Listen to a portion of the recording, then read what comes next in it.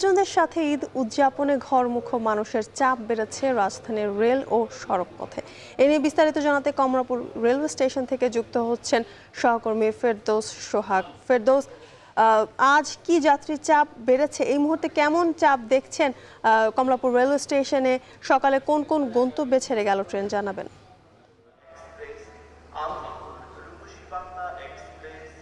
জ্যোতিকা, আমি কিন্তু সকালের পর থেকেই কমলাপুর রেল স্টেশনে রয়েছি। এখানে কিন্তু সকাল থেকেই কিন্তু বিভিন্ন গন্তব্যে ছেড়ে যাচ্ছেন আন্তনগর ট্রেন সহ লোকাল যে ট্রেনগুলো রয়েছে সেগুলো। কর্তৃপক্ষ সূত্রে আমরা তাদের সঙ্গে কথা বলেছি, তারা আমাদেরকে যেমনটি জানিয়েছেন যে এখন পর্যন্ত কিন্তু প্রায় 20টির উপরে ট্রেন বিভিন্ন গন্তব্যের উদ্দেশ্যে ছেড়ে গেছেন। এবং আমরা আরেকটি তথ্য পেয়েছি যে আজ কিন্তু সারাদিনব্যাপী, অর্থাৎ সোমবার সারাদিনব্যাপী কিন্তু 45টি আন্তনগর ট্রেন বিভিন্ন গন্তব্যে ছেড়ে যাবেন। এর সাথে কিন্তু 17টি লোকাল ট্রেনও ছেড়ে যাবেন বলে তারা আমাদেরকে জানিয়েছেন। আমরা দেখতে পেয়েছি যে সকাল থেকেই কিন্তু রেল স্টেশনে যাত্রীদের চাপ ছিল। এখন কিন্তু অনেকগুলো ট্রেন বিভিন্ন গন্তব্যে ছেড়ে যাওয়ায় প্রায় ফাঁকাই হয়ে গেছে রেল স্টেশনটি। পরবর্তী গন্তব্যে যাওয়ার যে ট্রেনটি রয়েছে তারপরেই কিন্তু এখানে আসলে দেখা যাবে যে ভিড় কেমন দেখা যায়। যাত্রীরা কিন্তু স্বস্তি প্রকাশ করছেন তাদের এই ঈদ যাত্রা নির্বিঘ্নে হওয়ার কারণে। তারা আমাদেরকে যেমনটি জানিয়েছেন যে কোনো রকম ভোগান্তি ছাড়াই কিন্তু তারা আসলে তাদের যে গন্তব্য রয়েছে সেখানে কিন্তু তারা যাচ্ছেন।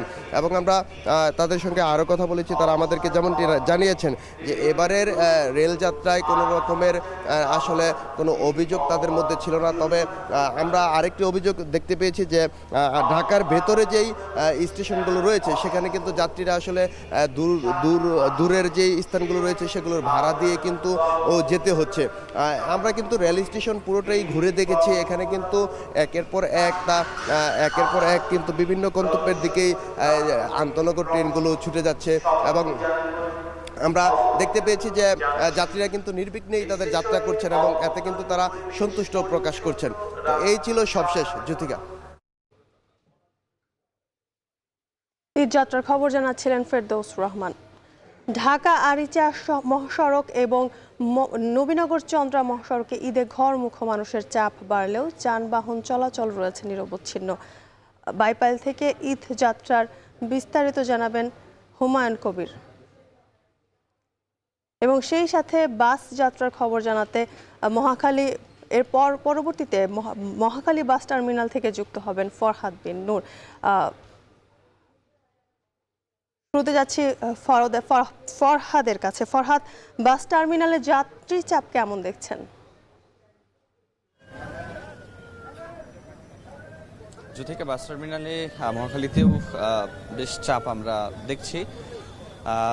তবে বাস কাউন্টারগুলো যারা রয়েছে তারা বলছেন যে তাদের মতো করে এখনো আসলে খুব একটা চাপ এখনো হয়নি। আমরা দেখছি যে এই মুহূর্তে এই বাস টার্মিনালে এখানে যদি সড়ক মন্ত্রী তিনি কিন্তু আসছেন, তিনি তার আগে এখানে প্রতিমন্ত্রী এসছেন। এবং আমরা দেখেছি ঢাকা মহানগর ঢাকা দক্ষিণ উত্তর সিটি কর্পোরেশনের যিনি প্রশাসক তিনিও এসেছেন। তারা এখানে পরিদর্শন করবেন, বিভিন্ন বাস কাউন্টারগুলোতে যাবেন এবং গিয়ে তারা দেখভাল করবেন যে কোথাও ভাড়া বেশি নেওয়া হচ্ছে কিনা, কোথাও যাত্রীদের কোনো প্রকার অসুবিধা হচ্ছে কিনা, সেই বিষয়গুলো তারা দেখবার কথা রয়েছে। আমরা এর আগেও ঢাকার বিভিন্ন জায়গায় বিভিন্ন বাস টার্মিনালে গিয়েছি, সেখানকার দৃশ্যও কিন্তু প্রায় একই রকম। আমরা যেটি দেখেছি যে এখানে যাত্রীরা তারা খুব স্বাচ্ছন্দ্যভাবেই এখন পর্যন্ত তারা টিকিট পাচ্ছেন। টিকিটের কোনো ক্রাইসিসের কোনো খবর কিন্তু এখন পর্যন্ত আসলে পাওয়া যায়নি। তবে আমরা দেখছি যে যারা যাত্রীরা রয়েছেন, যাত্রীরা কিন্তু বিভিন্ন জায়গায় বলছেন যে কোথাও তাদের কাছে বাড়তি ভাড়া আদায়ের একটি চেষ্টা করা হচ্ছে। তবে বাস কাউন্টারগুলো বলছে যে কোনো প্রকার বাড়তি ভাড়া আদায় করা হচ্ছে না, বরং সরকারের যে নির্ধারিত ফি সেটাই আসলে নেওয়া হচ্ছে, এর বেশি ভাড়া নেওয়া হচ্ছে না। আর আমরা জানি যে ঢাকা থেকে দেশের বিভিন্ন গন্তব্যে যেসব বাস টার্মিনাল থেকে বাসগুলো ছেড়ে যায় তার মধ্যে মহাখালী বাস টার্মিনাল অন্যতম। এখানে আমরা দেখছি যে বাসগুলো তারা কিন্তু বাস যে কাউন্টারগুলো রয়েছে তারা সকাল থেকে আমরা দেখছি নিরলসভাবে টিকিট বিক্রি করছে। কোনো কোনো বাস অগ্রিম টিকিট বিক্রি করে, যারা অগ্রিম টিকিট বিক্রি করে তারাও বলছেন যে কোনোভাবে বাড়তি টাকা এখানে নেওয়া হচ্ছে না এবং যাত্রীরা যাতে করে স্বাচ্ছন্দ্যভাবে ঢাকা থেকে তারা তাদের বিভিন্ন গন্তব্যে ফিরে যেতে পারে সে ব্যাপারটি তারা নিশ্চিত করবেন। তো এই ছিল যুথিকা আমার কাছে সবশেষ তথ্য। এবং এই ঈদযাত্রার আরো খবর জানাতে বাইপাইল থেকে এই মুহূর্তে যুক্ত হচ্ছেন হুমায়ুন কবির। হুমায়ুন, সড়কের বর্তমান অবস্থা সেখানে কি দেখছেন জানাবেন।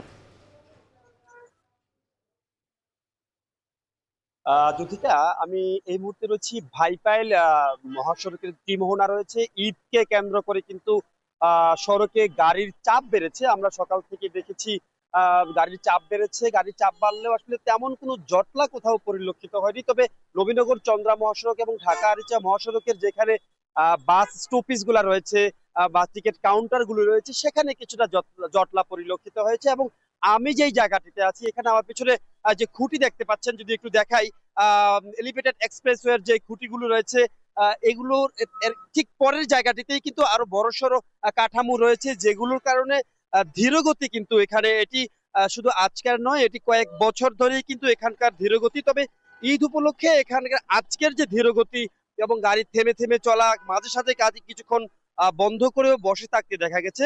তবে এই কয়েক কিলোমিটারের মধ্যেই কিন্তু এই সমস্যা রয়েছে। এছাড়া কিন্তু মোটামুটি যান চলাচল নির্বিঘ্ন রয়েছে এবং যান চলাচল নির্বিঘ্ন রাখতে আমরা দেখেছি আইন শৃঙ্খলা বাহিনীর সদস্যরাও কিন্তু তৎপর রয়েছে এবং কোথাও কোনো সমস্যা পরিলক্ষিত হয়নি। এবার টিকিটের দাম নিয়েও কিন্তু এখনো পর্যন্ত এখনো এই টিকিটের দাম নিয়ে এখনো পর্যন্ত কোনো রকমের কোনো অভিযোগ পাওয়া যায়নি। তবে সবকিছু আসলে পরিস্থিতি স্বাভাবিক রয়েছে এবং যান চলাচলে কোথাও কোনো বিঘ্ন ঘটেনি এবং পরিস্থিতি স্বাভাবিক রয়েছে, কোথাও কোনো অভিযোগও পাওয়া যায়নি। তো সব মিলে আসলে যান চলাচলের যে সার্বিক অবস্থা সেটি নিয়ে আমার কাছে বাইপাইল নবীনগর চন্দ্র মহাসড়ক থেকে আমার কাছে ছিল বিস্তারিত।